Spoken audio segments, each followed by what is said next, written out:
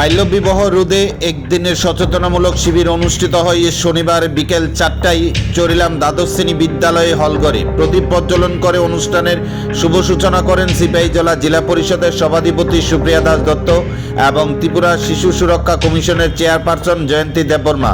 অনুষ্ঠানে উপস্থিত ছিলেন আশাকর্মী, অঙ্গনারী কর্মী, আরক্ষা দপ্তর থেকে শুরু করে সিপাহীজলা জেলার বিভিন্ন দপ্তরের অফিসারগণ।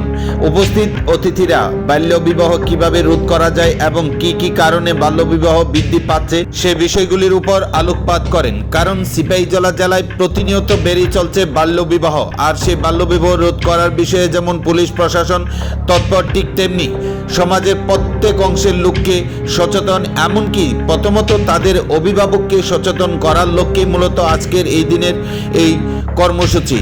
মূলত সিপাহীজলা জেলায় বেড়ে চলছে বাল্যবিবাহ, আর সেই বাল্যবিবাহ রোধ করার জন্য সমাজের প্রত্যেক অংশের জনগণকে এগিয়ে আসার আহ্বান জানিয়ে এই দিনে বাল্যবিবাহতে একদিনের সচেতনামূলক শিবিরে আলোচনা করেন রাজ্য শিশু সুরক্ষা কমিশনের চেয়ারপারসন জয়ন্তী দেববর্মা।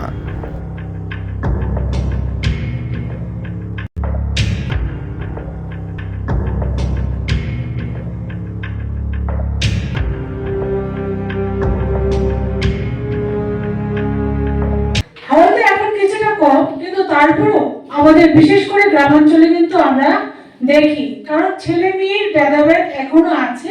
তার জন্যই কিন্তু কিছু কিছু গার্জেন অথবা অভিভাবকরা মেয়েদেরকে বোঝা মনে করে 12-13 হলেই ওদেরকে বিয়ে দেওয়ার জন্য একটা প্রস্তুতি নেয়। সেটা আর্থিক অবস্থার কারণে হোক অথবা বিভিন্ন সামাজিক কারণে হোক, সেটাও আমরা জানতে পারলাম। আমাদের সুবিধা ম্যাডাম ভালো করে আমাদের বলেছেন বিভিন্ন কারণ বিষয়গুলো।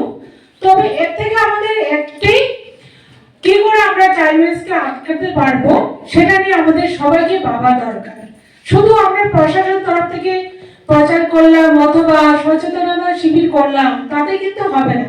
আমাদের প্রত্যেক গার্জেনকে, প্রত্যেক অভিভাবকদের এই বিষয়ে এগিয়ে আসতে হবে।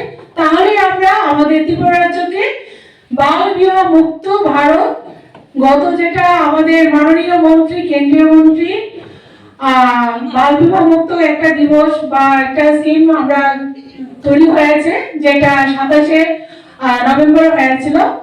তো সেই হিসাবে আমাদের ত্রিপুরা রাজ্যকেও বাল বিবাহ মুক্ত ত্রিপুরা রাজ্য গড়ে তোলার ক্ষেত্রে আমাদের এগিয়ে আসতে হবে। বিশেষত আমাদের যারা দায়িত্ব বেশি পড়ে, যারা গ্রাসরুট লেভেলে যারা আমাদের প্রশাসন তরফ থেকে কাজ করেন, বিশেষত যারা আছেন অঙ্গনওয়াড়ি ওয়ার্কার এবং আশা কর্মীরা, এবং সঙ্গে যারা প্রশাসনের আছেন ওনারা তো আছেনই, সঙ্গে আমাদের কমিশনে কিন্তু আমরা সারা ত্রিপুরা ব্যাপী যেভাবেই হোক চাইল্ড ম্যারেজটাকে আটকানোর জন্য প্রচার করে যাচ্ছি। কিন্তু তারপরেও কিন্তু আমরা সমস্ত জেলাতে বা ডিস্ট্রিক্টে আমরা চাইল্ড ম্যারেজটাকে নির্মূল করতে পারছি না, কারণ আমাদের সচেতনতার অভাব। আমরা যখন সবাই এগিয়ে আসবো তবে কিন্তু আমরা এই চাইল্ড ম্যারেজটাকে আটকাতে পারবো।